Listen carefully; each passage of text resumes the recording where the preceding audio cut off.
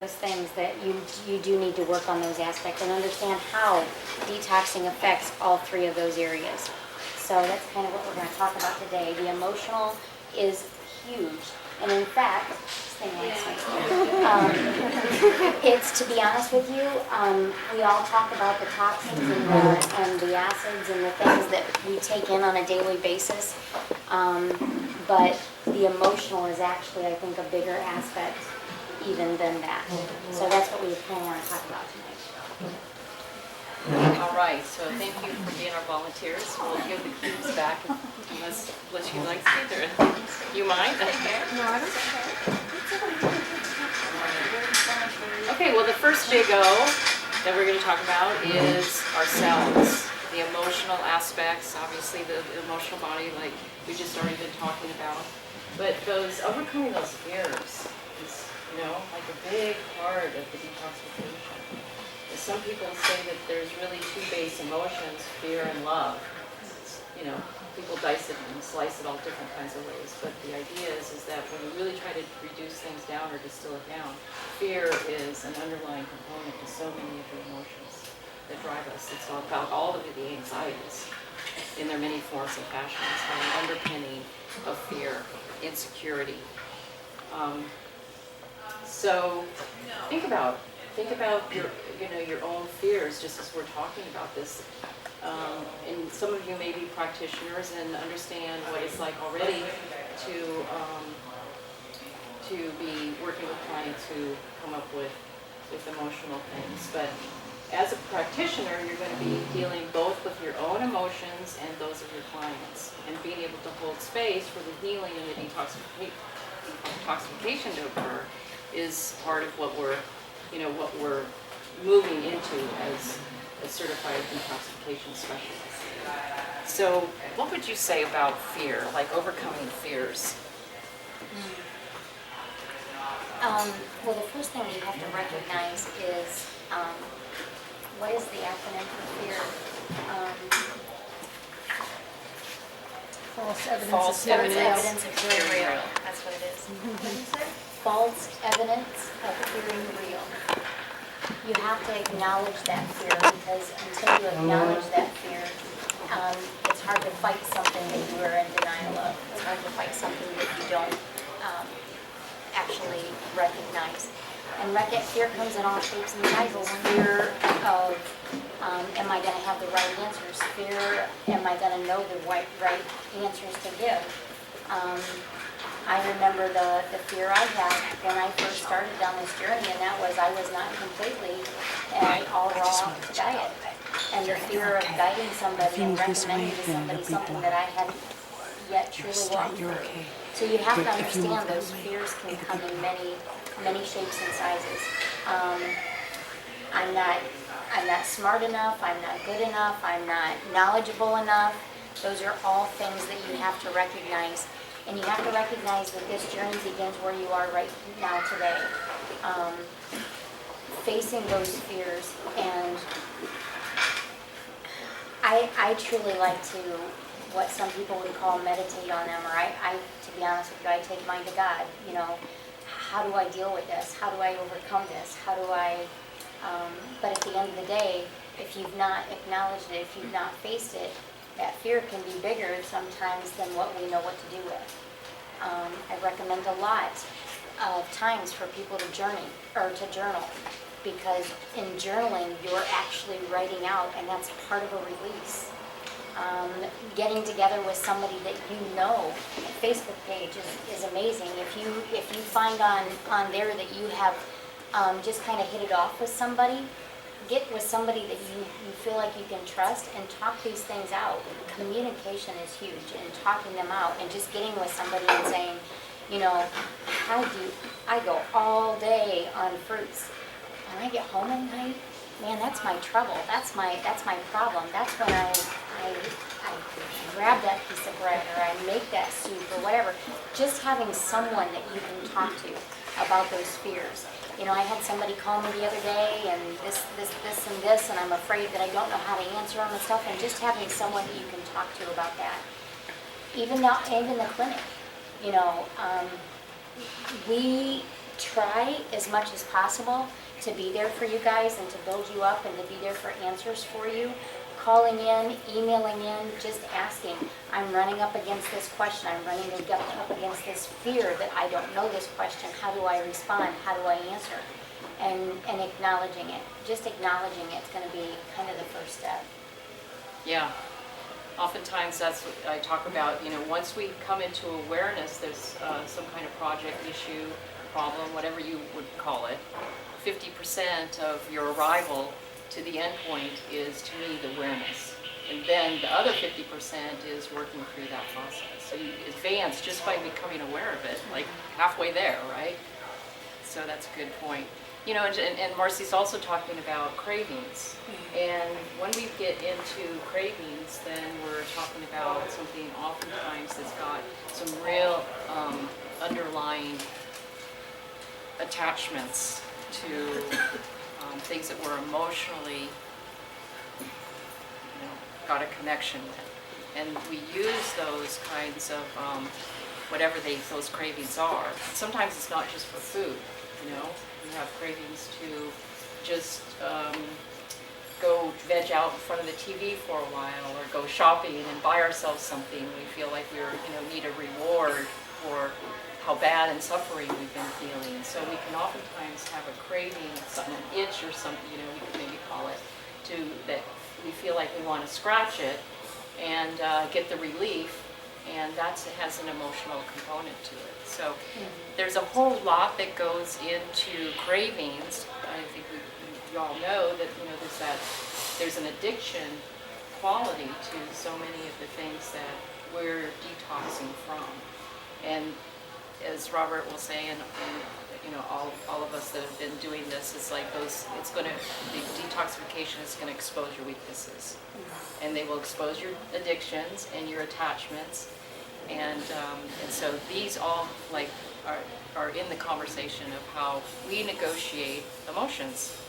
Well, have you ever noticed when you yourself have a craving or feel your anxieties rising and stuff, you have that desire to grab that donut or those chips or those kind of things. You don't really think about grabbing a glass of lemonade or an apple or an orange, and it's because those grains, they're heavier, they take longer, they ground you, they help you to feel fuller, they feel like they're filling a void for you. The sugars and what they do alone, the chemical response that goes along in the brain that happens is huge in that aspect. But it doesn't have to necessarily be, when you start working with people, you're going to find out very quickly that those addictions don't even have to be food. You find a lot of people that they want to stuff their emotions. I had one lady that she didn't even want to acknowledge those emotions because it was too painful, and she was too afraid of what was behind some of those emotions. There's drug addictions, there's sexual addictions, there's alcohol addictions and things like that you're going to encounter. It may not just be the food that people are drawn to. And you have to respect where they are and lovingly kind of coach them forward in that. But you have to understand that those addictions can be major and can be huge. Some people have been using them for years, to cover up an issue. I had one lady that was abused from the age of 5 until she was about 14, and she spent years stuffing that, and she started detoxing, and she got into a healing crisis, and she got into an emotional crisis, and it tipped the scales, and she started acting out and acting out her abuse, not her abuse, but her addictions. And it's been a slow process back for her. But on top of that, you have to understand this duality that Robert talks about, the good and the bad and all of that. She crossed over into addictions, and so now what has she done? She has even tripled the guilt, the shame, the choices that she's made in this last year and a half, and she has to now go through and start working on processing those and letting those go. So it's an ongoing process, but it is an amazing process if you can start getting to the point where you recognize the emotions that are within. Every one of us were born of who we were supposed to be, and I was sharing this with you earlier. And then things happen to us that creates, it's called the layers of shame. And it creates a core belief. I'm not good enough, I'm not worthy enough, I'm not special, I'm not lovable, whatever it may be. Parents may have rejected you, kids may have rejected you, whatever that was, and it creates this core belief of who we are. Well, just like in detox, when we start stripping away layers, we have to strip away layers of who we are to get to that core, that little inner child of where we form this belief of I'm not worthy, I'm not good enough, I'm not special enough, and get to the point that we acknowledge pure love, who we were designed to be and who we were created to be. And when you start getting back to that and you can start acknowledging that inner child, Christ said it himself, unless you become like a little child. And getting to that, you take on a whole new perspective of what he meant by that when you think about stripping away all of these layers of guilt and shame and acting out and decisions that maybe you're not proud of. And you finally get to that child that formed those core beliefs because of things that happened to them. And you start bringing truth into your life. Truth is absolutely an amazing aspect. When your soul encounters truth, you hear that sound, it resonated with me, I felt it in my bones, and that is because truth has a pure frequency that actually within us, when it's heard, now we can either deny it or we can embrace it and accept it. Those who deny it, they will hear it again. And when they are ready to acknowledge that truth, they will.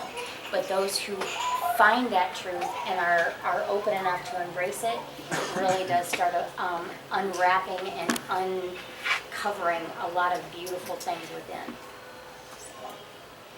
Yeah, well, a lot of times what we talk about are triggers. Has anybody heard this term before? Yes. And so one of the things that happens is that we'll get triggered emotionally, and it can be set off by anything. Marcy's been talking about abuse histories, and we were talking a moment ago about cravings and things like that. So these can be triggers, and they can ignite an emotional response that then kind of like begins to get a fear. We might not realize, or if we were asked, we might say, well, I don't feel scared or afraid, but it's got this underlying fear in there that wants us to then go and do something that is like a medication. And that's what Marcy's talking about with addictions. It's a way in which we suppress what's coming up. And in detoxification, do we want to push things down or have them come up? And so just like your physical symptoms are going to come up, the emotional stuff is going to come up too.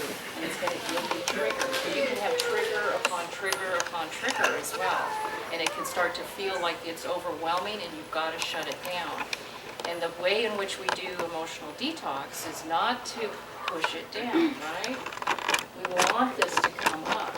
And so the thing is, you have to go into the fear, into the dark soul of the night, the night of the soul, and face these things, so that as you do, just like in a physical manifestation of the detoxification, you push through, and then you get your freedom.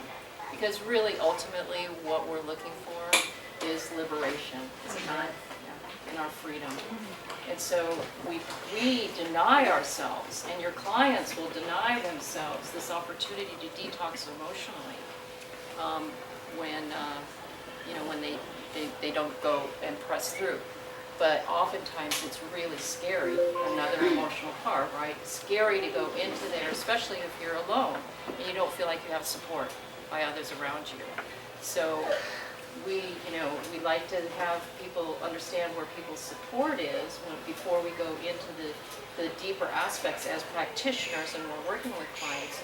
It's important to know what is the social context for which they're living, and do they have social support so that as they go through this, they have people they can rely on who love them and honor them, will help them and hold their hands. They may not. So then you have to decide upon yourself, do I want to take on this as a project? Because there can be calls at all hours, emails, texts, they can get erratic, and you have to decide as a practitioner, where, where your boundaries are and what you can take on. If you already have a full caseload and you take on somebody who's got a lot of emotional stuff, you have to take care of yourself emotionally in that too. We're going to have questions and answers at the end. Is it all right to hold on? So, triggers. Yeah. Do you have anything else you want to say about that? Triggers can be fun.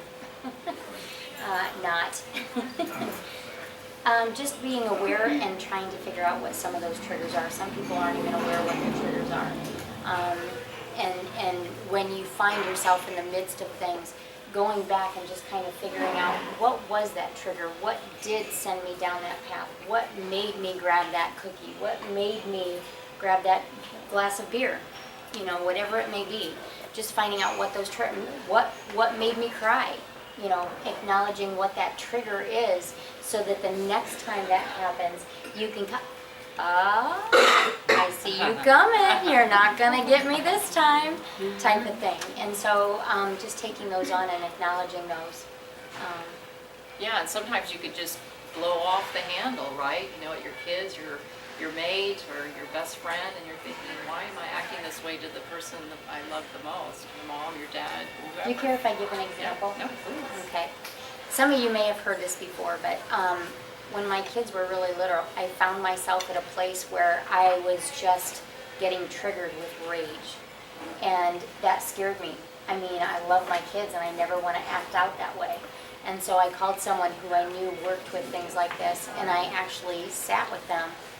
And they took me back to a memory I had of rejection from a bunch of students, kids in kindergarten. And I actually acknowledged that, but it wasn't the anger at the kids, it was anger at the adults. Because the adults saw all of this rejection going on in my life, and nobody spoke out and nobody did anything against it. I didn't have a voice, they weren't listening. So fast forward to where my kids are small and they don't listen to what I'm saying, go clean your room, go, turn the TV off, go outside and play. They're not listening. That's triggering. Remember those memories we kind of talked about on Monday. It's triggering that, and it was that rage was coming out because they weren't listening, they weren't hearing me. And so I don't know where all of you are on your belief system. I'm just going to tell you my experience. They took me back to that memory. They had me start to remember those feelings and those emotions. And then they asked God to reveal truth to that, because there was embedded in that a lie of I'm not being heard, I'm not being respected, those kind of things. And they just asked me to listen to what God had to say to that. And he literally come back with a very short sentence. And all he said was, well, the rejection came, I guess I have to tell a fuller part of the story. It was rejection, and like I would go to play with the kids and the kids would not want me to play with them and that kind of thing. And so what God actually revealed to me, and it wasn't an audible voice, it was just an impression, a very strong impression, was, I'll play with you. I'll play with you. Now, for those of you who have a connection with God, you know that he's very lovable, he's very playful, he's got a sense of humor. For some of you that don't know that part of God, you may be like, okay. But to be honest, that was a freedom and that was a release. I cried the rest of the day, and I cannot believe the difference in how I handled my children from that point on. I had to release that. Another time I was going through some stuff and they asked me to feel some emotions, and I'm like, I don't feel anything. Within 20 minutes, tears just started flowing. I didn't know what they were from. I didn't know what they were for. I didn't know what emotion I was letting go, but I was releasing and I was letting go. And I walked out feeling, I'm only 5'2.5", so I walked out feeling 10 feet tall that night. That's an accomplishment for me. So the emotional aspect is very important. It's even more important if you look at it, and I just want to take a little bit of a sidetrack into what emotions do inside the body.